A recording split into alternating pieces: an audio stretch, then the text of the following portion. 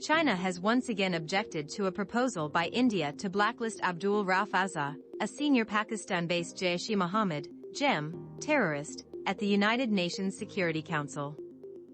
Rauf Azhar, who is the brother of JEM chief Masood Azhar, has been involved in planning and executing numerous terror strikes in India, including the hijacking of an Indian Airlines aircraft in 1999, the attack on the Indian Parliament in 2001, and the targeting of the IAF base in Pathankot in 2016.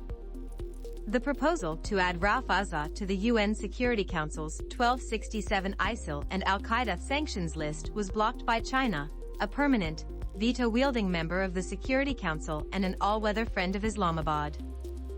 This is not the first time that China has blocked such a proposal from India.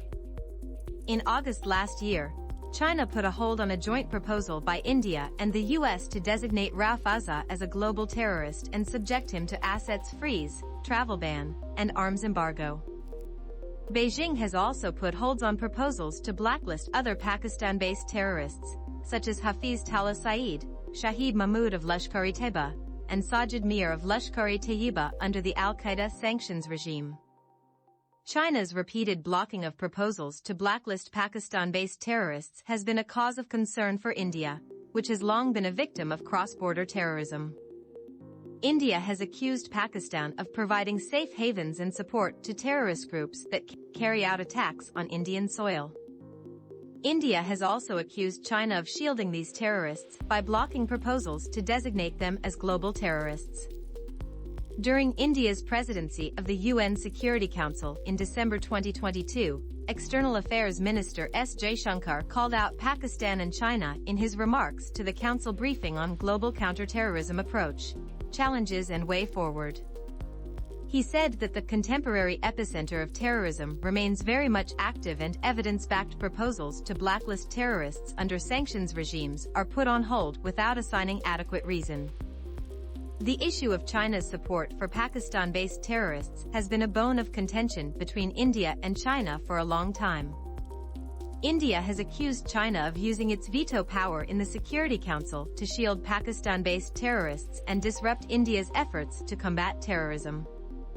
China, on the other hand, has accused India of using terrorism as an excuse to suppress the legitimate aspirations of the people of Jammu and Kashmir. The ongoing standoff between India and China along the Line of Actual Control, LAC, in eastern Ladakh has further strained relations between the two countries. The Chinese incursions into Indian territory and the clashes between the two armies in June 2020 have led to a sharp deterioration in bilateral ties. The issue of China's support for Pakistan-based terrorists has added another layer of complexity to the India-China relationship. The UN Security Council's sanctions regime is a key tool in the global fight against terrorism. The 1267 ISIL and Al-Qaeda sanctions list imposes travel bans, asset freezes, and arms embargoes on individuals and entities associated with these terrorist groups. The designation of individuals as global terrorists under this regime is a crucial step in cutting off their funding and support networks. India has been calling for greater international cooperation in the fight against terrorism and has been pushing for the UN to adopt a comprehensive convention on international terrorism.